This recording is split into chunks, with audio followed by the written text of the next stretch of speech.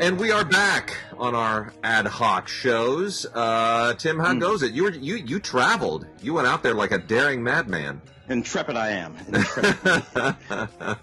Hey, it was my mother's birthday, 77 years old. Hey, and my mother is like, come on, dude. You were in the Air Force for years. You can figure it out. Get your ass here. And I'm like, your mom, it's not about me. It's about you. And my mom, and everyone back in St. Louis has been, very careful and all this kind of stuff. My sister hasn't been to my mom's house in 2 months. Wow. And my brother only comes to the stoop and all of this kind of stuff. But I've been taking care of business here, so I did in fact travel. Flight from here to Dallas, frankly, overcrowded. But everyone had on masks and it was, nicely executed. So fine. The flight from Dallas to St. Louis, empty. Wow. No one to the left of me, one to the right, no one in front, no one in the back. It was just totally empty flight. And the airports themselves empty. So this is over the Memorial Day holiday that I'm talking about here. So that's what it looked like out there. And but everyone was behaving well and kind of got in and got out and got back, and it's okay. And mom's good. Solid as a rock. Fantastic. Bulletproof she is. Well, to pivot, what is not bulletproof, unfortunately, is Twilight Time, whom we have praised over the years for their wonderful work at licensing some great old titles, a lot of Woody Allen stuff, and putting it out there with wonderful audio commentaries and really kind of keeping the boutique brand alive, doing these 3,000 press limited runs, and unfortunately with the passing of Nick Redman, one of the founders, the Twilight Time brand is no more. So as of 3 days from now, their remaining inventory will be taken over by Screen Archives, who has always been a distributor of their titles. And if you have any Twilight Times, hang on to them, because those are only going to increase in value. Those are all now officially out of print. They're already valuable with those 3,000 runs. So we bid farewell to Twilight Time. Really a wonderful brand, but wonderful label. But Nick Redman's passing kind of pulled the plug on it, and it was probably inevitable. We're gonna start off not much in the way of Hollywood news generally. Just a lot of rumors as to what's going to be the future, for at least the near future, for film production. And I'm not hearing a whole lot other than what our friend Sherman sent us, which was just kind of a big pep talk from Lionsgate. That thing on Lionsgate. Yeah. Which was a little bit ridiculous, actually. Yeah. The guidelines are going to be in flux, I think. People are not going to want to wear masks on set, and they're not going to want to quarantine, but there will be other things that people can do. But no visitors to sets. So all those nice stories for the next 6-7 months or so that you see of set visits by journalists will not happen. Yeah. Well, other places around the world are going back to work. They are, yeah. Other places you're able to shoot. So it'll start ramping up again. We'll be back to normal in no time. We'll all look back on this like a bad dream one day. So I'm going to blow through a giant pile of Kino here. Kino has not stopped. A lot of these other companies have kind of had trouble with fulfillment and whatnot, but Kino has just been burning it down like mad. And I'm going to roll through. We've got an unbelievable number of great titles here. You will not see these on Mubi. You will not see these on HBO Max. You will not see these on Disney Plus or on Criterion. These are Blu-rays that are only available through Kino, and there's a lot of great stuff here. And while you're still quarantined or looking for things to watch while production is shut down, you've got a wealth of things here. The first one I want to give a shout-out to is Me, Natalie, which is a very, very deeply personal film to me. This was made in 1969. I did not see it in 1969, but the writer of the film, Martin Zweiback, goes by the credit A. Martin Zweiback, was a very, very dear friend of mine. Martin passed about 5 years ago.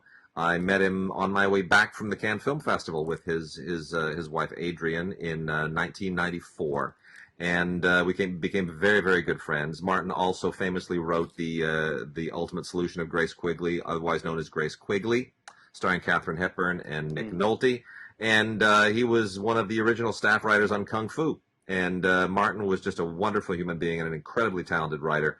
And he wrote this really, really special film in 1969, which is basically an Ugly Duckling story. It stars Patty Duke, who had won an Oscar, obviously, for the Miracle Worker.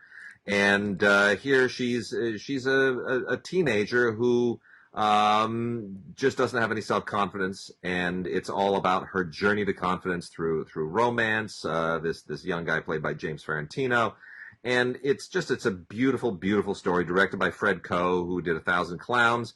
It won a Golden Globe for Patty Duke, and it also features a Grammy-nominated score by Henry Mancini, which is just absolutely gorgeous. So it's very much in the era. It's a beautiful film. It is finally out on Blu-ray from Kino. I'm just so sorry that it can't have a commentary on it from Martin, because he used to talk about this film all the time and how special it was to him, and it was something he was really proud of. So I'm sorry he didn't live to be able to do a commentary, but boy, what a wonderful tribute to his talent as a writer. Me, Natalie, Natalie, starring Patty Duke, James Farentino, and some great supporting turns from Elsa Lanchester and Martin Balsam too. So really superb there. Let's blow through some of the rest of this as quickly as possible. Alice in Wonderland, live action version starring Cary Grant, W.C. Fields, and Gary Cooper, which people oftentimes don't realize exists. This was made in 1933. It's an early sound picture, and it is the first genuinely, you can see the inspiration for the Disney animated film in this in spades. I mean, this is a really great live action Alice in Wonderland. It just doesn't get enough credit. Norman MacLeod, it's really wonderful. What an incredible cast, too. I mean, Leon Errol is in this, Raymond Hatton, Edward Everett Horton, the great Edward Everett Horton, and his wonderful voice, Baby Leroy, Roscoe Carnes. I mean, it's really just an amazing cast and a really wonderful film. Finally on Blu-ray. W.C. Fields is just sensational in this. You can't. I mean, it really is. It's classic. You know, it's black and white. Sure, you don't get the color of the Disney animated, but boy, what a great movie. We also have Taza, Son of Cochise, a really, really hysterical 3D movie from 1954 starring Rock Hudson as Cochise, the brother of Geronimo. Rock Hudson is not Native American. Doesn't even come close. It's hilarious to see him do it. If you watch this in 3D, it's even more priceless. This would obviously not pass muster today. Produced by Ross Hunter and directed by, of all people, Douglas Sirk, who I'm sure would love to take this back if he were alive. This has a great commentary on it, though. David Del Valle, C. Courtney Joyner, and 3D expert Mike Ballou all get together and give you a wonderful, wonderful backstory on this. So it's a real odd film from 1954. It's not particularly good, but it is kind of significant, and Ian MacDonald from High Noon plays Geronimo in this, and that's almost as funny as Rock Hudson playing Taza, son of Cochise. I should say, not Cochise, Taza, so Geronimo's nephew, Taza, son of Cochise. Anyway, you watch this thing, it's just absolutely hilarious. Gene Hackman and Barbra Streisand did a great little movie called All Night Long in 1981. It's kind of a 70s movie. It sort of belongs to the Barbra Streisand screwball comedy stuff that she did prior to that. Barry Gibb and all that. Yeah, it's what she was doing kind of mostly in the 1970s. It's kind of in that pocket. And with Ryan O'Neal and all that, it's that kind of thing. Except it's got Gene Hackman in it, who's not terribly funny, but he tries. Diane Ladd, Dennis Quaid also star in it. All Night Long, not a great film, but not a terrible film. Probably worth checking out if you are a Barbra Streisand completist. Odd little movie here from 1977. Just about everything in 1977 fades in the shadow of Star Wars and Close Encounters. Yeah. This is called The Chicken Chronicles, which is the first film that ever starred Steve Guttenberg.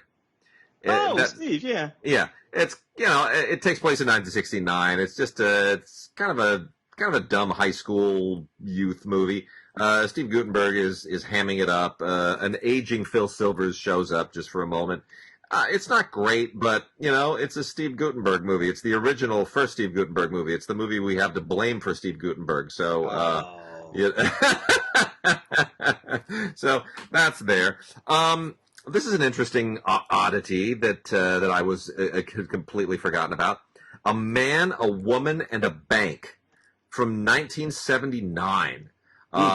Really fascinating. Paul Mazursky shows up in this in a rare acting performance between directing jobs, and it stars Donald Sutherland, Brooke Adams, and it was directed by Noel Black, and it's kind of an odd little romantic caper film. Donald Sutherland is this con artist, and Paul Mazursky's his buddy, and they're going to try to pull off an electronic bank robbery. Basically, they're going to try to high tech it. And in 1979, that's really ahead of the curve. You know, this is the kind of thing that we might do today with where everything is digital. But at the time, this is kind of an interesting idea. You've got this electronic vault system, the alarm, and the building is still under construction, so it's not completed yet. And it's pretty. It's kind of smart. You know, it cuts a few corners, has a few holes, but. Otherwise, not a bad film. It has an audio commentary by director Noel Black and producer Peter Samuelson, and then an audio commentary by a couple of film historians. And the trailer, it is called A Man, a Woman, and a Bank. And it is nice to see Paul Mazursky not saddled with having to be an actor in his own movie. He's just acting for somebody else, and it's cool. Yeah. Christopher Lee in Search of Dracula. Oh, I love that one. Yeah, this is from 1975. This also has an audio commentary by a couple of film historians, Lee Gambit and John Harrison. And this is fine. You know, Christopher Lee is identified entirely with Dracula to this day. He played it, you know, a dozen times, or you know, it's just endless how many dumb Dracula movies he made, and some of them were good. But no, this is basically an attempt to sort of get to the root of who Dracula really was. The whole Vlad the Impaler. All that stuff. Yeah. The real Vlad the Impaler, and this is actually the first time that anybody actually went and shot the Borgo Pass, which is where a lot of these vampire stories originate because of vampire bats that live there. It's actually quite creepy. So that's, you know, for people who want to really, really get their complete Christopher Lee Dracula on, and with a little dose of documentary backstory on it. That's a good one. Lonely Are the Brave, in honor of the great Kirk Douglas, who left us just so recently, from 1962. We were talking about 1962, and we interviewed Stephen Farber in his great book on that being the best year of in film history. This is one of those films that sort of is centerpiece to that. Kirk Douglas stars along with Jenna Rollins and Walter Matthau, and it is really, really a terrific film. It's a contemporary Western based on the Edward Abbey book, and it gets a great Dalton Trumbo screenplay, really, really muscular, and gives Kirk Douglas a lot to chew on. And there's a really, really wonderful backstory to this too, which you get in the tribute documentary, which has a lot of interviews in it, including Michael Douglas and Kirk Douglas, Steven Spielberg. Great commentary on here by Howard Berger and Steve Mitchell. And there's even a thing on the Jerry Goldsmith score, which is really, really lovely. Got a couple of Leslie Norman films here. Leslie Norman, kind of an underrated director. And I'm going to segue through a couple of these.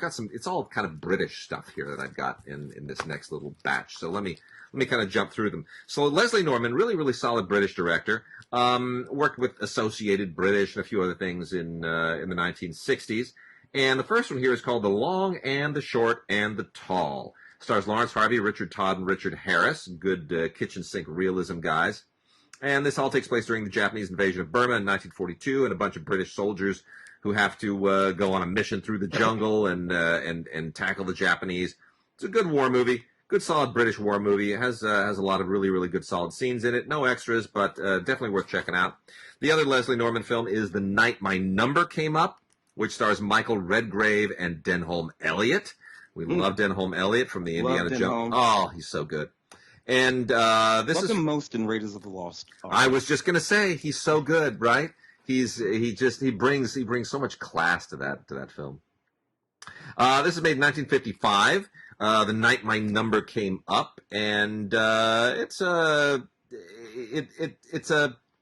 how to kind of phrase this out so I don't spoil this for people. There's a this is all kind of about the impact that dreams have on you, and there's a dream in here, a kind of destiny dream, a fateful dream that is relayed by a military commander, an Air Force commander, to some friends about what may or may not happen. And this is all about how that dream may or may not play out relative to the fates of all of these people.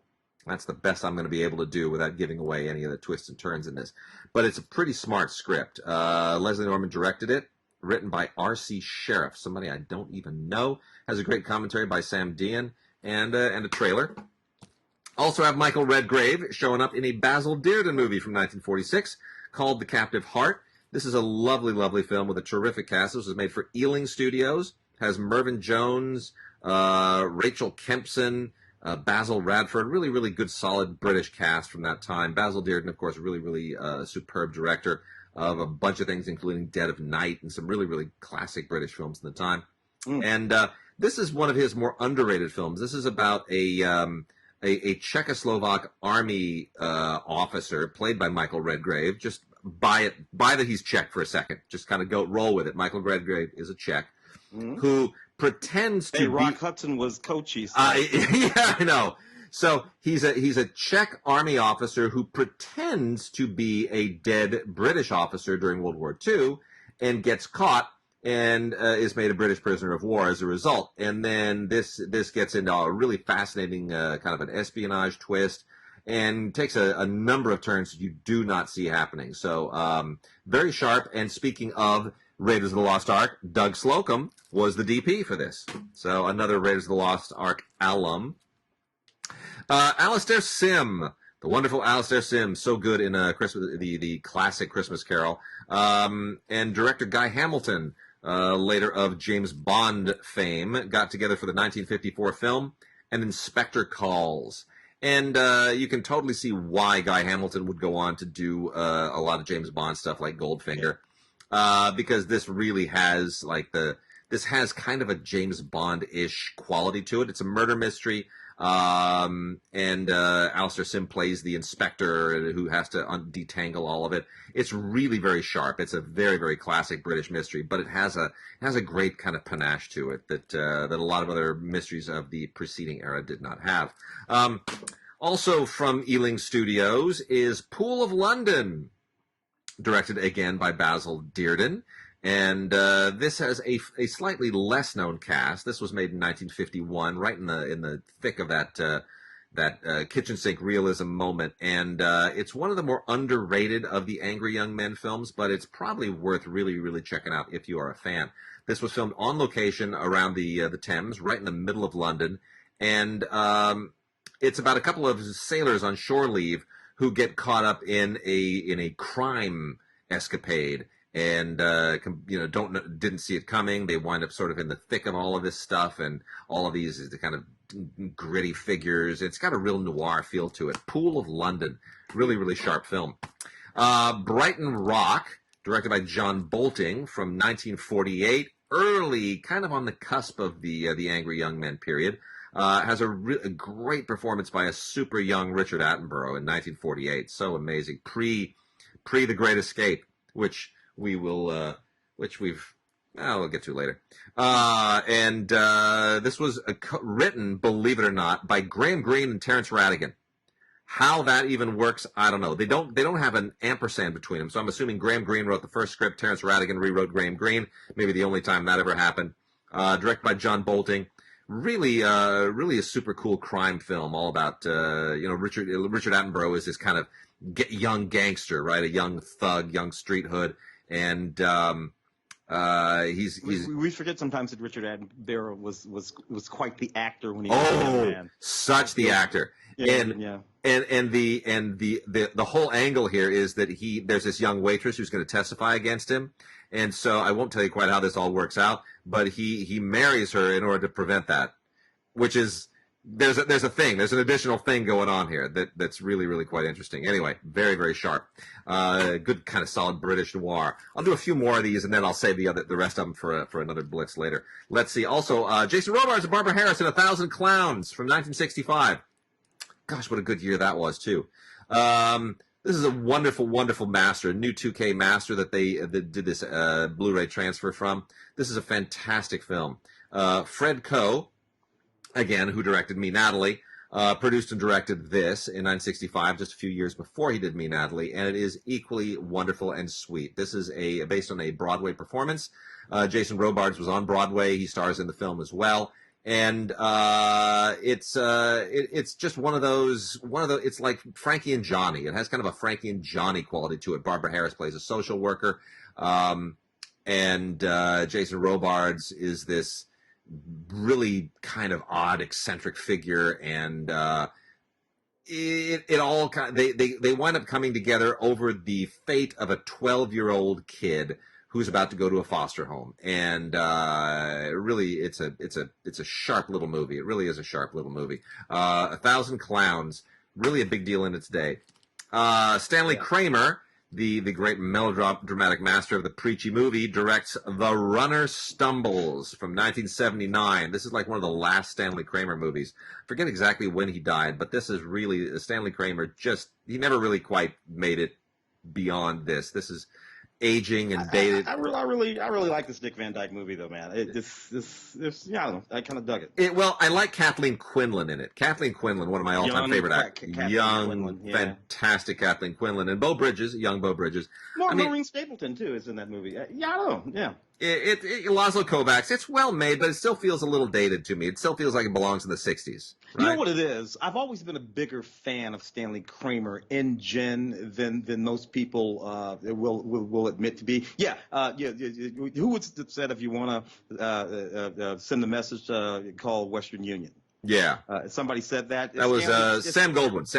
That was Sam Goldwyn. Stanley Kramer would have said, if you want to send a message, make a movie. Yeah. True. And he truly believed that, and sometimes they could be, but I kind of dug him. Well, it's kind of it's about a priest who is accused of having had a romance with a nun and killed her. That's the idea. And Dick Van, it gets a little courtroomy, but Dick Van Dyke's really quite good in it. I'll give him that. Drama. And then let's see. I'll just do the. Let me do one more here before we kick it over to TV. Oh, this is a good one. Richard Widmark and Richard Basehart, the two most macho Richards in movie history. They made a movie in 1957 called Time Limit, which tells you everything about it. This is a great master. This is beautiful, beautiful black and white from 1957. Really quick movie, blows by very, very fast. Directed by Carl Malden, believe it or not. Carl Malden directed a movie. I know. I think he directed a couple others anyway as well. But anyway, he does a really good job. And it's a war film. It's a little noirish. Takes place during the Korean War, and it's not like a full-on combat movie, but it's the war is in the background. And basically, Richard Basehart plays a former POW who is suspected of having collaborated with the North Koreans, and but then his court-martial kind of takes a weird turn, and Richard Widmark is the colonel who is kind of in charge of of being his judge advocate, and has to sort of detangle some of all this stuff. So anyway, allegedly, I'm just looking at some notes here. It's the only film that Carl Malden ever directed. So anyway, it's sharp. Got June Lockhart and Martin Balsam again shows up in this. Rip Torn has a part. Pretty great. So that is Time Limit with Richard Basehart and Richard Widmark, directed by Carl Malden. All right, let's do a little TV here. A little bit of TV. All right, we got the Deuce season 3. Yeah. I believe the Deuce series. Maggie Gyllenhaal, David Simon, of course. The Deuce was the series that I began watching. When it first came out. I believe even James Franco was in the series playing twins. And set in the sort of porn district, in the sort of porn business of New York, with Maggie Gyllenhaal being the sort of porn star / director / businesswoman, trying to make her way amongst all these men. And she's one of the producers of the show. After season 1, I kind of fell off the show, to be honest. I kind of got it, and frankly, I didn't really care for the slant for their slant, their sort of kind of funky underworld slant on that whole scene. There was certainly some funky stuff that went on, but I don't know. Anyway, this is a 3-disc set. Anything interesting by way of special features on that box, Wade? Not especially. There's some featurette stuff. There's some episode discussions, but not really anything just hugely groundbreaking. All right then, Silicon Valley, the 6th and I guess would be the final season of Silicon Valley. Yeah. Man, that show really spit out a whole bunch of interesting people. Camille Nanjiani and Martin Starr. I mean, all sorts of interesting people sort of come out of this series that's set in Silicon Valley. It's kind of a comedy, sort of interesting, I suppose. What I like about this series is I can always tell when Mike Judge has directed an episode. Yeah, right. I just always tell. Like, that's a Mike Judge episode, and he directs like 3 or 4 of them in this set. So anything interesting there? Nope, absolutely nothing. But I'll tell you, the one good thing about Silicon Valley no longer being on is that Mike Judge will have to make a feature again now, because I miss him making. I want another Office Space is what I want. We also have Lucifer, the complete 4th season. We do not have this in any form other than streaming. We have not been able to get the Blu-ray, but we were able to look at some streaming options of it online. And you know what? I mean, I never loved this show. It's 4 seasons in. I was kind of a Lucifer fan. I don't know why. Yeah, I mean, Lucifer Morningstar. It kind of is starting to sort of get into a groove. I think it's somewhere between. It's not. They're doing a good job of keeping it away from self-parody and maintaining all of the mystical hell and Garden of Eden stuff that is sort of the backstory to it. But man, I'll tell you, at a certain point, 4 seasons in, it's awfully hard to continue to take that stuff seriously. Yeah, it's. Supernatural ran for something like. I know. Same problem there. Same problem there. It's all the supernatural stuff with sort of occult and religious overtones. At a certain point, you feel like, I don't know. You could probably get 2 or 3 good seasons out of this. At that point, you're pushing it. Yeah. So completely not supernatural is Gunsmoke. Complete series. If I'm not mistaken, Wade, 150. Yeah. DVDs? Yes, correct. 150 DVDs. That's just crazy. I am looking at this right now. It has 1, 2, 3, 4, 5, 6 gigantic, super thick keep cases, that are like 3 inches thick, in one giant box. You could beat someone to death with this thing, and there are roughly 3 to 4 seasons per, seasons 1 through 4 in the first one, 5 through 7, then seasons 8 and 9 in just 2 seasons there, seasons 10 through 12 in another set, 13 through 15. Anyway, 20 seasons. 20 seasons of this. You've got to love a lot of Matt Dillon, man. You have got to love Matt Dillon. Like, Matt Dillon and Kitty have got to just pull your chain. Like, I mean, this is a lot of Gunsmoke. The thing is, I'm certain, like, I can say with confidence that I've probably seen every single one of those episodes over the course of my entire life. My whole life, 50, almost 59 years, because, Gunsmoke, when I was a kid, had already been on for 10 years. Yeah. And my mother and all that, and I watch it and it pops up now. I'm pretty sure I've seen every single episode of Gunsmoke. You know what's fun about Gunsmoke? You watch enough Gunsmoke and you will see all of the up-and-coming movie stars of the day. That's all true. of them. Yeah. You're gonna see, I mean, not just your Dennis Weavers who were like, regulars on the show and stuff like that, but folks who you're gonna get your Bruce Derns. Oh yeah. You're gonna get your Robert Redfords. Yeah. You're gonna get your Steve McQueen. Yeah. You're gonna get all of these guys. Your Jim Gardners. You're gonna get them all. Dabney Coleman. Yeah. You're gonna get them all if you watch enough Gunsmoke. It was a rite of passage, wasn't it? If you wanted to have a career as an actor, you had to land a Gunsmoke. But when you did land that Gunsmoke, you felt like, that's it. I cleared it. I cleared the hurdle. I got it. I'm in. And you get your women too. I don't want to leave them out. You're gonna get your Suzanne Plachette. You're gonna get your Barbara Eaton, young. Oh you yeah. know, just playing some girl in a little tight in that bonnet or whatever the hell. It's just fantastic. So 100. That's worth all 150 DVDs. Ray Donovan, season 7, man. Yep. Ray Donovan's been around since 2013. Hell. Liev Schreiber, of course. I dig Ray Donovan. What I really like about Ray Donovan is not so much about this guy's sort of South Boston thug comes to Hollywood, becomes this fixer guy to celebrities and this stuff and that kind of thing. It's interesting in that sort of way. But the thing about Ray Donovan that always bugged me a little bit is that Ray Donovan is not a particularly likable guy. Right. He's kind of an ass. Yeah. Right. And that's kind of cool. And that's what they do with it.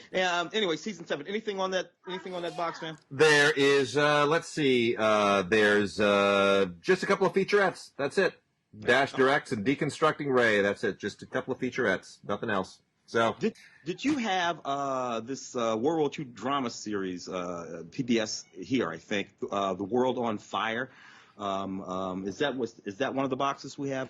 World on Fire. Boy, let's see here. I do not see that. Is that out this week? I don't know if that's out this week. I thought it pop up on the list. It's an interesting series, but if it's not, we'll just hold on to that for a minute. Yeah, and there's a lot of stuff that's been requested and we have not gotten, and I'm still trying to sort of manage all of the, what's expected and what's gotten here in a timely manner, and it's. Oh, hold on. World on Fire. Yes, we do have that. We do have World on Fire. Have you seen World on Fire? I've seen that series. I like that. Okay. Series. It's drama. Set during World War II. I like it because it begins in 1939, and it's loosely based on real people, on actual people's lives, diaries and whatnot that have been cobbled together. So the names of these people are actually there. And it begins with the German invasion of Poland, and in the first season ends with the Battle of Britain. And it's just one of those well executed, wonderfully executed British World War II dramatic series. Endless, it's just endless with them. With some really, really wonderful actors, including Helen Hunt. Helen Hunt in the series. And Leslie Manville. I'm seeing Leslie Manville here too. Fantastic. Yeah, Leslie Manville, Helen Hunt, Julie. So good stuff. Good stuff. Well, that's season 1 of World on Fire, masterpiece from PBS on Blu-ray. Fantastic. Good stuff. Let's see. We've also got The Good Place, the complete series. The Good Place, an unexpectedly good show with Ted Danson and Kristen Bell. 53 episodes, 4 seasons, all together in a very, very nice, tight little Blu-ray box set here. And I got to tell you, man, I thought Ted Danson was done after Cheers. And you know what? He kind of reinvented himself again with the white hair. And the idea of a sitcom that takes place after you die is pretty bold. It's kind of daring. It was a risk. I didn't think this thing would last more than half a season. I thought it would get canned. I didn't think anybody would watch it. You know what? It actually wound up being a really, really charming show, and I know a lot of people that seriously love it. You got to credit Michael Schur, who's just got a great touch on television. Yeah. And he executive produced Brooklyn Nine-Nine, Parks and Rec, so he has a feel for what people want, and you got to kind of really give him credit for shepherding this thing in a very, very smart way. That's from Shout Factory. Well done. The Good Place, the complete series. You know what I like about that series? Huh. Because I didn't care for it at first. Because I have this sort of theory about these shows, but that show is as much about philosophy as it is about religion. Yeah, true. Heaven and hell and all that kind of stuff. But it's there's all kinds of just sort of philosophical and quantum physics and everything else. Which is not usually the domain of comedy per se, or levity, But they find it anyway. A lot of good stuff on here. Extended episodes, audio commentaries. They have a wonderful finale, a special finale show hosted by Seth Meyers, which was really, really great. Also a 2019 San Diego Comic-Con panel. It's kind of like any other panel. Gag reels, which are sort of, whatever, and visual effects stuff. And the one thing for people who are into behind-the-scenes thing, there's a table read on here. Table reads are not exciting, but if you want to see what one is like, then I guess it's kind of fun. I'm going to go through a few 4Ks. We got a ton of 4Ks this week. Some new, some old.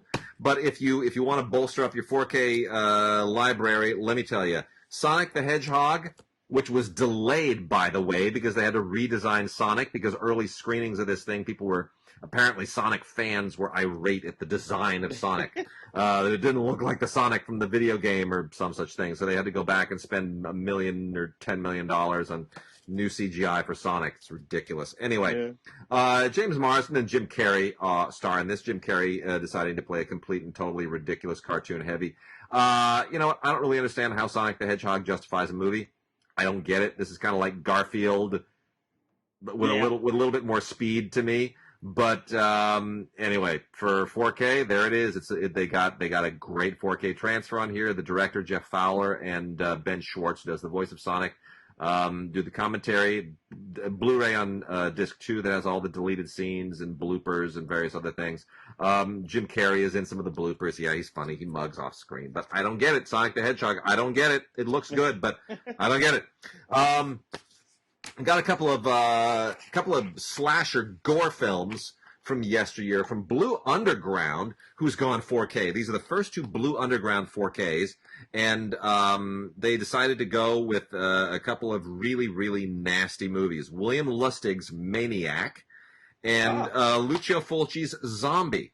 Yeah. Now, I'm just going to say, first of all, Zombie is not a movie I want to watch during a pandemic, but I'm sure some of you do. And they did a restoration of this in 2018, did the whole thing completely scanned in 4K 16-bit from the original 2-perf camera negative, and boy, I'll tell you, I really didn't need to see this movie look this good. It's, I didn't watch the whole thing. There are 2 discs on here, lots of extras on the second one, interviews and commentary stuff, and it's just tons, more than you would ever want to know about a Lucio Fulci movie. But I'll tell you, you see every worm, every rotting piece of latex flesh. It is all there. William Lustig's Maniac is probably easier to watch during a pandemic. It'll make you want to stay in and not feel bad about it. Maniac was a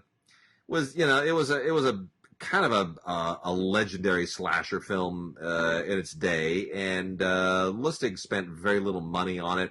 Frank Zito is the lead character, played by Joe Spinell from the Rocky from Rocky. I mean, I guess it whatever. The thing that's weird here is that it's a 4K transfer from a 16 millimeter negative.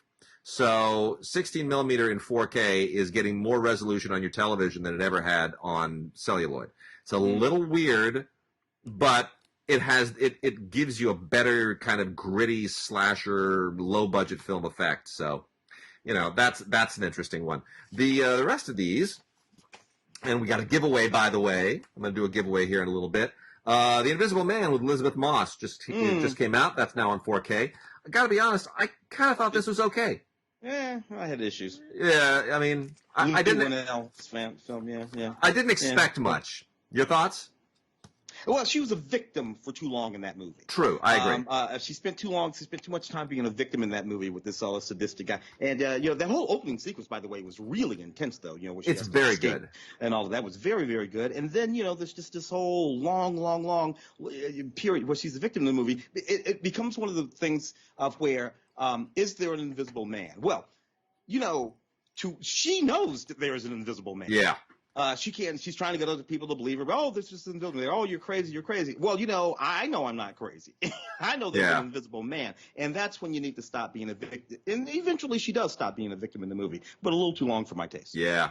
I mean, it is in the long side. I went with very low expectations. I was pleasantly surprised at how crafted it was from a technical standpoint. I don't expect, because my last recollection of Invisible Man movies Chevy Chase was a Chevy Chase Invisible Man movie, and Steve Guttenberg again, starring in the 3D Man Who Wasn't There. Yes, dude, I was an usher at the theater when that opened, and we all looked at each other when they told us that's what we were getting, and we said, "A 3D Invisible Man movie?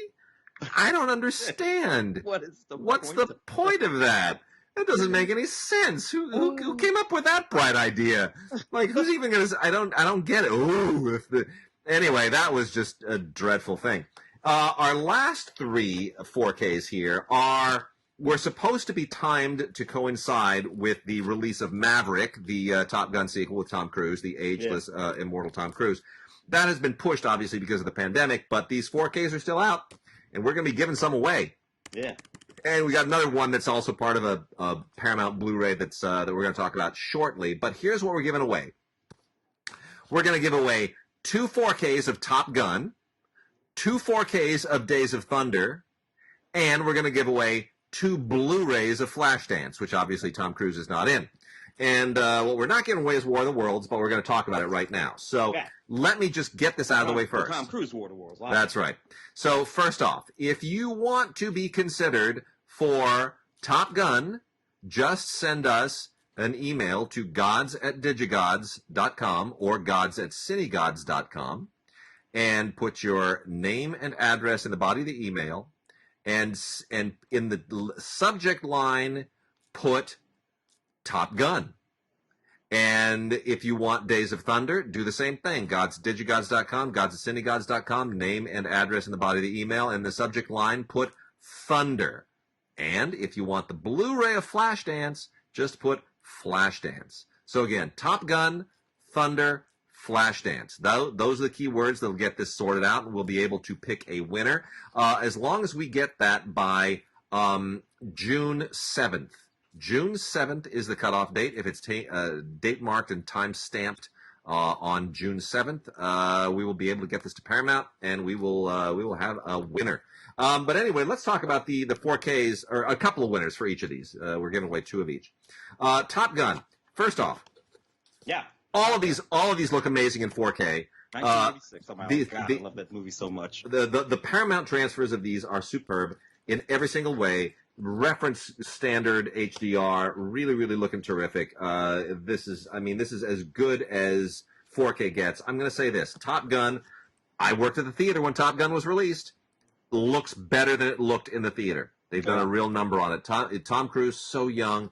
Honestly, I hated this movie at the time. I kind of have a nostalgic attachment. But you're a military guy. You were in the Air Force. What can I say? But drove recruitment to the Naval Academy, that movie, for years after that. All these guys wanted to be Top Guns. Well, completely ridiculous. It happened. I will say, watching all the extras on here, all the featurettes, watching it's still, you know what, Tony Scott, man, he killed it. He really, really killed it. It totally holds up. It's a better film today than it was at the time. I totally concede. Days of Thunder, I also think is a better film. Yeah. I hated this at the time. I hated it at the time too, but particularly if you consider racing movies recently, what's the one that Ron Howard did? It was really good. Rush. You know, I watch Rush, love Rush. Watch this, love this. And this is what, 25 years ago? What year was that? That's 1990, 30 years ago. I know. And crazy. It really cranked it up. It was really, really good. Yeah, it's Days of Thunder is a better film than I remember. Don Simpson and Jerry Bruckheimer doing it again at the time. And then War of the Worlds, the Spielberg film. I never particularly liked this. I thought it was very calculated. I didn't think it was a great adaptation of the book. I thought it was very mercenary for Spielberg, the guy who sort of gave us nice aliens to kind of go back on himself and now give us the original bad aliens. I also didn't think it was terribly well shot. My complaints with the story are still kind of there, but my nostalgia for Tom Cruise generally has increased. So I just sort of focus on how much I love watching Tom Cruise because he's ageless and makes me feel ageless. But it looks better. It was very pasty and digitally when it was released because they had to sort of match the effects. The effects were not as sophisticated. They didn't have as much time to sort of make everything meld. So whenever you're really time strapped on a film and you can't finish your effects and make them meld into the film as well as they should, they tend to sort of flatten everything out. They sort of attack the color and they attack the depth so that the effects don't look as bad. And everything's a little gritty. This is much more polished. All of those problems go away in 4K. I give them all the credit in the world. They did a really good job of that. They really paid attention to it. And, great score, great sound mix, that movie. Dakota Fanning, absolutely outstanding in that movie. It has almost nothing whatsoever to do with the H.G. Wells, correct. And I just thought to myself, why? I mean, other than War of the Worlds, why not just call it Tom Cruise's Alien Invasion movie? Yep. And then you just make that movie, exactly as it is. And I always hated that scene with Tim Robbins too, by the way. But just call it, the Tom Cruise, and call it a different name. Don't call it and just don't do that. Yeah. Then I would dislike it a little bit less, but that's what it is. Tim, let's talk about these four Paramount Presents titles, Flashdance being one of them, which we're giving away. But let's talk about these just for a second. Paramount Presents is a new line of Blu-rays of classic Paramount titles. You got the first four here, and it's an interesting collection of films. They've come out with... well, there's King Creole, which I have to that's one of them, right? That's one of them, yeah. I mean, Elvis and King Creole, which I thought was so odd. I mean, Flashdance and Fatal Attraction, I totally get. I get why that. And To Catch a Thief is sort of the only classic Hitchcock film that Paramount has. The others are all Universal or Warner Brothers in one case. So To Catch a Thief, I get it. That's their Hitchcock. They want to shine a light on that. Why do you think they would go with King Creole? Well, King Creole is actually kind of a gritty Michael Curtiz film. It's dark. It's dramatic, and there's a certain amount of foreboding in that movie. Plus, it's Elvis Presley's best acting performance. This and Blazing, what was it? Flaming Star. Flaming Star. That's right. That's right. Star. The Western. Yeah. The young Elvis Presley, before he started, before he went to Hawaii and started doing all those movies, that young Elvis Presley was as good as James Dean. He's James Dean. Good in this movie. There you go. Well, I gotta say, what I really enjoyed about this movie is Walter Matthau was a badass mobster, badass criminal guy. But still, I mean, it's true. It is gritty, but they're not playing up the gritty part of it. The cover of this has Elvis holding a guitar and a girl in a banana bikini. They make it look like it's Viva Las Vegas, but that it is not. It is definitely a grittier Elvis film, but definitely unusual. And you can also do direct song playback on that.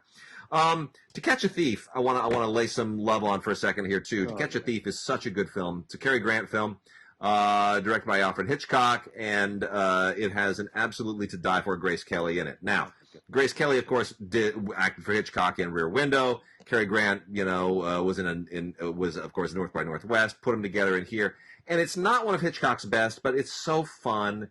And dude, that cat burglar. That's not even a word. That's not even a thing anymore. In Monaco, it's just lovely. It really is. It's a lovely, lovely film, and Grace Kelly is just so great as this heiress, and it's a really, really sharp film. They did a great transfer of this. It's a wonderful, wonderful film to rediscover if you've never seen it. Cary Grant, just ageless, and there's some scenes in that movie that are just so incredibly beautiful. And when they're in the flower, market, it's just extraordinarily beautiful. And then the last two here, Fatal Attraction and Flashdance. Adrian Lyne, man, I was a big fan of Adrian Lyne for a long time. This and Jacob's Ladder. He sort of ushered in a style. That was sort of the thing there for a moment in the early '80s, and this would be exactly that. Yep, and he did. I mean, with both of these films, and they're very different too. Even though they have that '80s style, Flashdance, gave us Jennifer Beals, and it's this wonderful sort of coming of age story of this dancer. It's kind of like the female version of Saturday Night Saturday Night Fever. It's a little bit of that. Girls, women, young ladies were wearing sweatshirts with the cut off. Yeah, it literally created that. Yep. Suddenly being a stripper became not such a seedy thing to do. It became like, strippers. Yeah. The strippers are fabulous. And look at where we are now. And so, it's a thing, man. And Fatal Attraction has an Adrian Lyne discussion of the film on it with all of the original special features, his commentary, the alternate ending, that famous alternate ending, which audiences hated, so they had to go back and shoot the creepy one. And then with Flashdance, there's also a new Adrian Lyne feature where he's looking back on it, and then again all the original featurettes from that. No commentary, however, on Flashdance. Nothing from Joe Esterhaus? Nope, nothing from Joe. I used to love hearing from Joe. Joe was Joe was an interesting guy. Let's see, where else do we want to go? Do we want to hit the Criterions? Knock these Criterions out, and then I'll grind through some of these Kinos again. Get back to the pile of Kinos. We got 4 from Criterion. The Great Escape, which has again a young Richard Attenborough in it, along with Steve McQueen and James Garner and Donald Pleasance, and it's an all around great movie.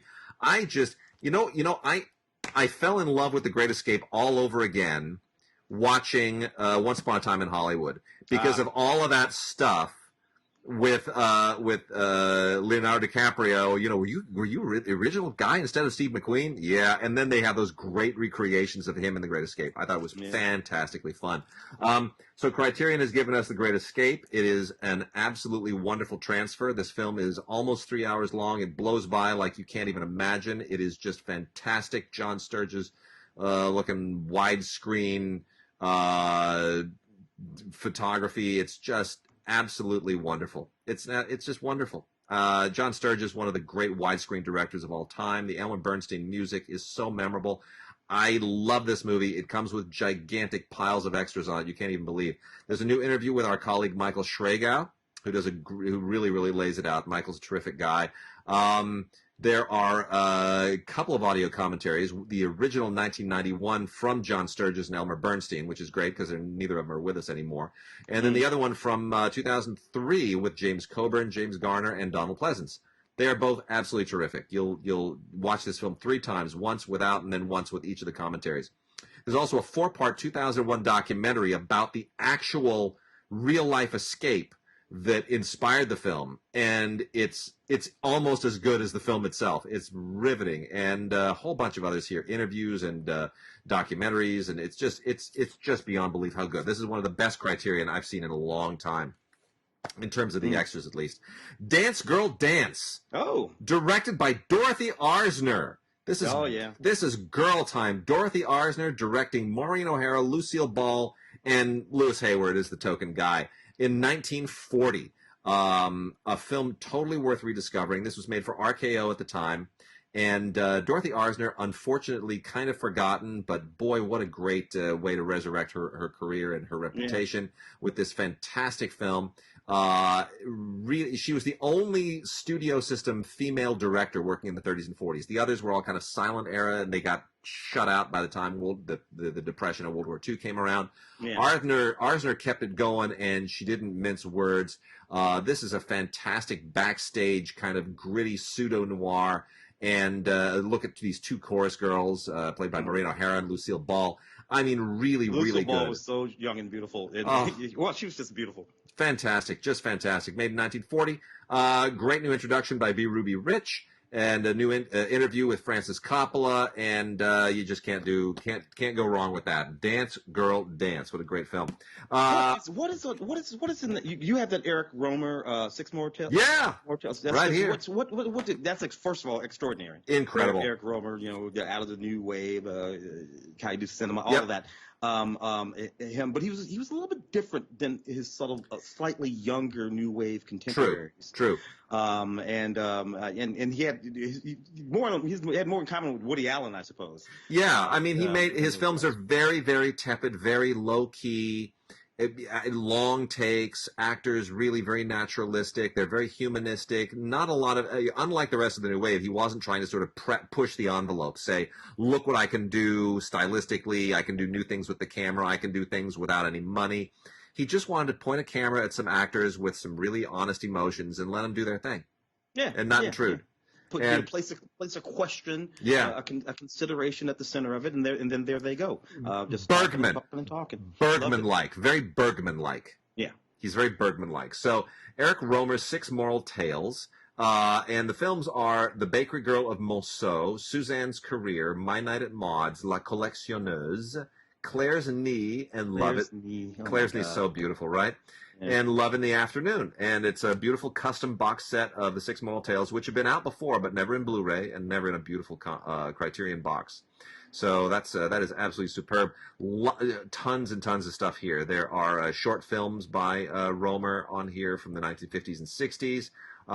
Some television stuff, interviews, a great, fantastic booklet of essays, and many, many more. It's a great box set. It's absolutely wonderful. And if you love this kind of very constrained French filmmaking, I would almost say that this is more influential of today's films than anybody else from the new wave.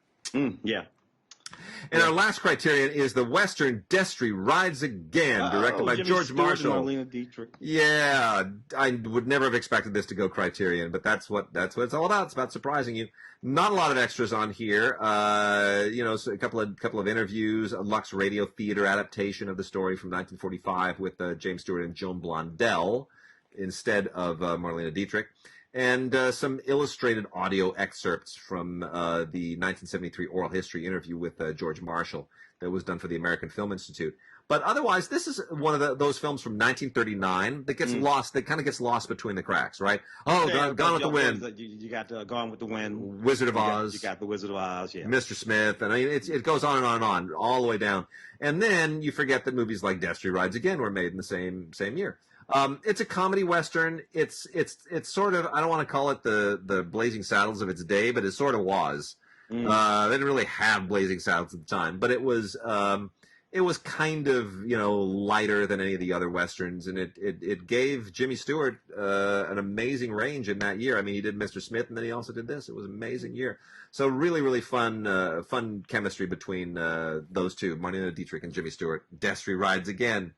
Unexpectedly fun Criterion. So let me hit some of the rest of these Kinos right here and just kind of try to grind down through this. Yes, We've got The Caper of the Golden Bulls by Russell Rouse. This is kind of a weird, very typical of the era 1967 film. And Russell Rouse, just to kind of give you a little backdrop, is the guy who directed The Oscar. We talked about that a few weeks ago, and very much of the day, didn't really make a lot of movies outside of this moment, but this is one of his better ones. It's a heist film that stars Stephen Boyd of Ben-Hur fame and Yvette Mimieux of the Time Machine and later of The Black Hole, and it's about a blackmail and a jewel heist. It all takes place in this beautiful, beautiful Spanish setting. And it feels very 60s. It's very groovy, but it's also kind of wannabe James Bondy. You can tell James Bond movies are influencing everybody at this point. Really a very enjoyable film. Not a great film, but thoroughly enjoyable. Film historian Philippa Berry does the audio commentary. We've also got Woman Times 7. Also from the same year, 1967, with Shirley MacLaine doing her level best to just be as adorable and cute, and in all these movies she kind of slays all the men, and what a great bunch of men she has to slay here. Alan Arkin, Rosanna Brazzi, Vittorio Gassman, and last but not least, Michael Caine and Peter Sellers. Who do you think directed this utterly fantastically fun, wicked, silly movie? None other than Vittorio De Sica? What? My man. De Sica, what are you doing? The master of neorealism. And he said, you know what? I got a chance to work with Shirley MacLaine and Peter Sellers and Michael Caine and Alan Arkin. I'm doing it. That's it. And I'm going to bring Rosanna Brazzi and Vittorio Gassman along just because I can't be the only Italian working on this thing. So in any case, it's a really, really fun film. It is a really fun film. It is not at all a De Sica film that you would expect, but it's just a lovely comedy, and it's sweet and it's fun. And Shirley MacLaine is at the center of 7 different stories. It's kind of like a Love American style thing with all these Shirley MacLaine-centric stories that take place in Paris, and it's really, really lovely. And I just love Shirley MacLaine from this period of her career, and she's terrific. She's just so much fun. Murder, He Says, not Murder, She Says, Murder, He Says, with Fred MacMurray, along with Helen Walker and Marjorie Main, 1945. Noteworthy primarily because of Fred MacMurray, also directed by George Marshall, who we mentioned earlier. Our friend Michael Schlesinger does the audio commentary here, along with Stan Taffel, film archivist. Michael Schlesinger, who I just spoke to the other day, honestly, and we covered his short films, the Biffle and Schuster movies on the show, and interviewed him. Michael knows stuff that I don't even know how he keeps it in his head. He and I were talking we probably talked for about 40 minutes on the phone, and he was just coming up with stuff. How do you know that? Why do you know that? Like, how is it even possible? He just has an encyclopedic mind. It's so incredible. Really, really good commentary. I wish the movie were a little bit better, but still it's significant, from 1945. The General Died at Dawn from 1936. This is significant because it's an early Gary Cooper movie. It also has William Frawley, who, Fred Mertz from I Love Lucy. Directed by Louis Milestone, who's done better work. This is, right after All Quiet on the Western Front. But it's Gary Cooper and Madeleine Carroll, who kind of disappeared afterwards. I mean, it's kind of a straightforward, courage story about a soldier of fortune and, in northern revolutionary China. It takes place in northern China during that revolutionary period. It's fine. It could have been better. Connecting Rooms with Bette Davis and Michael Redgrave from 1970. Michael Redgrave, kind of not quite, Bette Davis definitely not what she used to be, but it's got a commentary by David Del Valle that kind of contextualizes it a little bit. It's a little bit of a melodrama that's kind of losing its luster. Love Among the Ruins, directed by George Cukor with Katharine Hepburn and Laurence Olivier from 1975. All of them obviously aging, not what they had been even 10, 20, or 30 years earlier.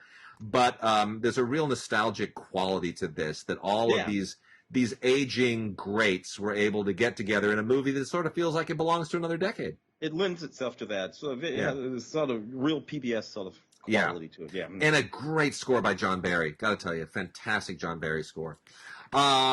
We've got more Marlene Dietrich in the Ernst Lubitsch film Angel from 1937. Herbert Marshall, Melvin Douglas, Edward Everett Horton, who shows up in all of these things, co-star. Ernst Lubitsch, just one of the all-time great masters. Lubitsch and Dietrich, you just can't go wrong. You really can't. I mean, this thing is so polished and just so smart and has so many great little touches in it. I can't recommend it highly enough. Another one of our colleagues, former LA film critic member Joseph McBride, who was part of our Schlock documentary, does the audio commentary and walks you through very methodically on why this is just such a classic film and how Lubitsch's technique works. And he nails it. He identifies, he breaks the scenes down in just an absolutely perfect way. So great commentary by Joe McBride there. Love Melvin Douglas in that film. Oh, so good. I got just 6 more here, and then we'll dive into something else to kind of wrap the show out. Song of Norway is a really unusual movie directed by Andrew Stone. I saw this growing up. This was made in 1970. I didn't particularly. And this is one of the basically an operetta that's all about the life of Edvard Grieg, the famous Norwegian composer. It's weird because the music here doesn't complement Grieg at all. This is more of just a kind of a regular operetta of the period, like Die Fledermaus and a lot of those things. But it's kind of, it was great on stage, and as a weird kind of throwback 1970s artifact, it's got a strange sort of kitsch to it. I don't. Edward G. Robinson just not. He's not. But you know what? It's a weird movie. It's a really strange movie with the music and. Things don't quite work, but I don't know. It's okay. It's got the commentary's sweet, and it's. So that's Florence Henderson. Is that before 1970? Is that before she became Mom Brady? No, that's after. It's after. After yep. Mom Brady, which also makes it weird. That also makes it weird. Catalani and Little Britches with Burt Lancaster, John Savage, and Rod Steiger. So this is a weird one. This is from 1981. Feels like it belongs in the early 70s. Lamont Johnson, who was big on television, did a lot of, $6 Million Man and whatnot, directed this. Yeah. Kind of should have stayed on television. This was also made by Hemdale Films, who still owes me $120. Hemdale owes $200. Hemdale owes me $200 from like 30 years ago. It's hilarious. Yeah. Anyway, I'm never going to let him live that down. So this is kind of a weird little peculiar late stage Western of the early 70s variety that we get in 1981. That's all related to a couple of women played by Diane Lane and Amanda Plummer who fall in with what's left of the Dalton gang led by Burt Lancaster. If that sounds weird, it is. Scott Glenn shows up in this thing. Rod Steiger shows up. Yeah. It's a rather peculiar film. You're kind of really at a certain point only watching it for Diane Lane. I got to be honest. At least I was. Didn't really want to watch it for anything else. Robert Mitchum and Elizabeth Taylor, along with Mia Farrow, in The Secret Ceremony. This is a Joseph Losey film, and it has the same creepy quality that Losey brought to The Servant, except this is from 1968. But boy, it has that weird 1968 pseudo-gothic British feel to it. It's very creepy. Mia Farrow, it's the same era as Rosemary's Baby. Yeah, so it has the same creep quality to it. I don't know that I really enjoyed watching this, but it's definitely well made. Losey still totally has it. But Elizabeth Taylor is playing, an old prostitute, and Mia Farrow is playing another one of those weird young women who reminds her of her dead daughter, and from there it just gets creepier and weirder. But anyway, it's got an audio commentary by Tim Lucas that's pretty good. And then the last three here, Jenny with Marlo Thomas and Alan Alda. Boy, doesn't that just scream 1970 to you? That Girl and MASH. This is not bad. I enjoy both of them more than I enjoy the movie. Marlo Thomas plays a woman who's unmarried and pregnant in New York, and Alan Alda is is basically trying to evade the draft to Vietnam. And they come together, and all the usual kind of 70s romance stuff happens that you would expect. All of this stuff was quite consequential at the time. It was. So this totally. This would have played as a sort of heavy and very serious sort of drama, and I remember this kind of stuff. I kind of movies at the time. Now it all seems a little bit, They also who's not pregnant. What they also all have in common are scores, where at some point in the score you will hear a chorus of women in the background going. They all have that somewhere, and I don't know why. I don't really know why. Carol Reed of Oliver and the Third Man fame directed a really cool movie for London Films in 1951. Called Outcasts of the Islands. It has Ralph Richardson, Trevor Howard, Robert Morley, and the great Wendy Hiller in it. And this is a really, really cool kind of adventure, kind of on-location adventure movie that takes place in the Dutch East Indies. And it's really a lot of fun. It's unusual because it's black and white, and you normally expect adventure films like this to be shot in color, but 1951 everything was kind of still mostly black and white. Yeah. So, but it has an unusual interracial romance angle to it with a young Polynesian woman or a young East Indies woman. It's quite interesting, and it's based on a Joseph Conrad novel that I've never read, so I can't speak to how faithful it is to the novel. But it's for 1951, it's really kind of a fascinating artifact. And then the last of these amazing Kino titles is Supernatural with Carole Lombard and Randolph Scott. Love them both. 1933, early talkie. Directed by Victor Halperin. An independent film made at the time in 1933 that is now part of the Paramount library. But really a fascinating departure for Carole Lombard, who was known primarily as a comedienne at the time, and Randolph Scott was a Western guy at the time. And here, it's kind of a supernatural possession tale that gets into a weird kind of there's a murder story. And then there's a seance, and then things go sideways, and you don't see where anything is coming from. And it's really, there's a couple of plot holes in it that they can't explain, they can't plug, that make no sense whatsoever. But otherwise, it's pretty smartly put together as far as supernatural movies for this particular time that all were very dealing with occultism and whatnot. Supernatural, good, smart, sharp little 1933 movie, and a great turn of pace for Carole Lombard and Randolph Scott. Tim, we've got maybe another 5 minutes left. Want to do some Warner Archive? Yeah, hit the Warner Archive stuff for sure. Yeah, let's do that. At the top of that being Tin Cup, Captain Costner, 1996, Ron Shelton doing his sort of sports thing that he does. Interesting thing about Tin Cup. Tin Cup, 1996, comes right between, if I'm not mistaken, Waterworld and The Postman. Yep. Two of the biggest Kevin Costner flops, ever. Yep. Neither one of those movies did well, despite the fact that they built that whole wacky thing out at Universal. And then, but Tin Cup between those sort of, kept his star rising. To put it in perspective, if you go all the way back, 1987, Kevin Costner, you got, let's see, where were we at in 1987? Oh, he had just done, okay, so 80, hold on. Untouchables. Yeah. And if I'm not mistaken, probably Bull Durham, maybe even Field of Dreams. Field of Dreams might have been 89. So Kevin Costner had been this big movie star, and then, of course, Dances with Wolves, 1990, 30 years ago this year, dude. Wow. Dances with Wolves, 30 years ago this year. It's sitting in my Blu-ray player right now. I was just watching it the other day. It's what I do. Anything on that Tin Cup DVD? Nah, not really. Yeah. No, it's just Tin Cup, just a Blu-ray of Tin Cup. So you gotta love it, and that's all you get. Ron Shelton. Yeah. I've seen him at the market. Yeah. We also get Van Johnson, Martine Carroll, and Herbert Lom, the wonderful Herbert Lom, who never gets enough credit for his movies in Action of the Tiger. Terrence Young film. Yeah. You know what? I mean, Van Johnson, even when he was aging, and he's aging not terribly well here, but he's got a real great, this is about a mercenary itinerant sailor and around the Mediterranean and the area of Greece and Albania. And,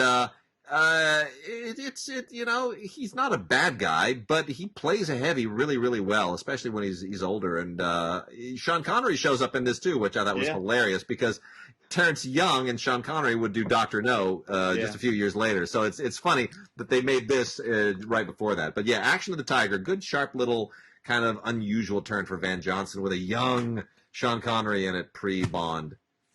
Wow. Dodsworth. So good. The 1936 film, William Wyler, of course, adapting to Sinclair Lewis. This is just a lovely movie about a retired auto guy and his wife who take this long planned vacation to Europe, and they sort of find out that they're probably not meant for each other anymore. This is just really a lovely and moving sort of serious drama. Sinclair Lewis. Yeah, based on the Sinclair Lewis novel, which a lot of people don't necessarily realize, but yeah. Walter Houston and Ruth Chatterton, lovely movie. Mary Astor's in that movie too. David Niven's even in that movie. I know, it's crazy, the people that show up in these things. One of my all-time favorite performances from my all-time favorite actress is in Inside Daisy Clover. I adore Natalie Wood. I was devastated when she died. There's a great new documentary about her that people have to see when it finally comes out. Natalie Wood is just she was it for me as far as actresses when I was growing up. And Inside Daisy Clover might be her most devastatingly powerful performance. It is just absolutely superb. And what a great bunch of people in this. Robert Mulligan, who of course did Man in the Moon and the Miracle Worker and so many other wonderful fine films, directs this. And it's a great look at celebrity. It's very self-reflexive, what Natalie Wood went through in her rise to celebrity and what it did to her, and what it happens to the fictitious character of Daisy Clover here. There are a lot of parallels, and it's really, really an extraordinary film.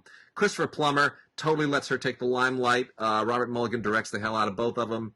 Redford, Ruth Gordon. Oh my gosh, I know. It's fantastic. Alan Pakula produced it, and a wonderful score by Andre Previn. You got to get this. No extras other than a War and Pieces cartoon from the era, but that it's still a great film. Inside Daisy Clover, so good. Beautiful.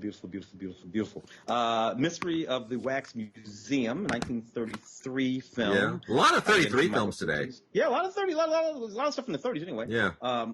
So this is a fairly good. This sinister little guy, I suppose, probably influenced some years later. What's the film that's in Slock with Dick Miller?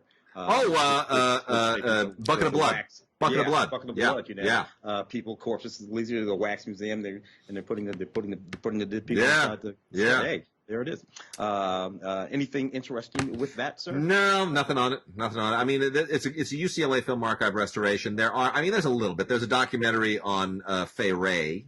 and a commentary by Alan K. Rhodey, and a commentary by Scott McQueen, but nothing else other than no like featurettes and behind the scenes or outtakes or anything of that sort. Nothing archival that you might hope for. Sweet Bird of Youth, the Tennessee Williams play, was adapted into a pretty great movie starring Paul Newman and Geraldine Page. It's kind of hard to go wrong with this material, and this was 1961. And Richard Brooks really absolutely killed it. He wrote it and he directed it, and it's got Shirley Knight and Ed Begley and Rip Torn, and a great supporting cast in it. Produced by Pandro Berman, shot in CinemaScope, glorious, beautiful, fantastic CinemaScope. It's Tennessee Williams at his best with two amazing actors, and it's really sharp. You gotta love this. Gotta love it. Can't go wrong. Yeah.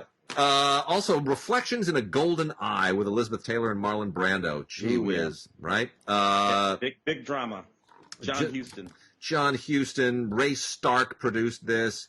I mean, this was 1967, right before Ray Stark made Funny Girl, based on his aunt, Fanny Bryce. This just powerhouse actors here. I mean, I don't know how you go wrong with Elizabeth Taylor and Marlon Brando on the screen together. It's just, watching them act is so absolutely fantastic. They're just both powerhouses, and you realize why they were so great. It's very mature material. A lot of it is swapping and stuff. Yeah, yeah, totally. Julie Harris is so good in this, in her supporting performance too. You don't let the stars like completely obfuscate everybody else who's doing good work here.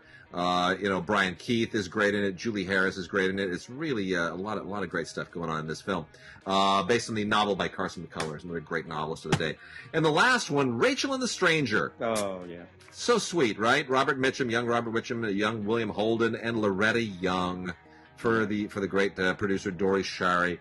Directed by Norman Foster, but it's a Dory Shari. Dory Shari was a really powerful producer at the time. Yeah. Waldo Salt wrote the screenplay, made in 1948 for RKO. It's just beautiful. These are all three great stars, and this takes place in the 1820s. It's a frontier story.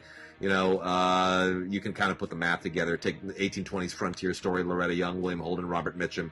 Who gets the girl? That's it. That's all it is. It's pretty great and a lot of fun. So, based on the story Rachel by Howard Fast. Well, that's it this week, Tim. Yes. Stay well. We're starting to see good numbers here in LA and California. They're starting to loosen things up statewide and in the county.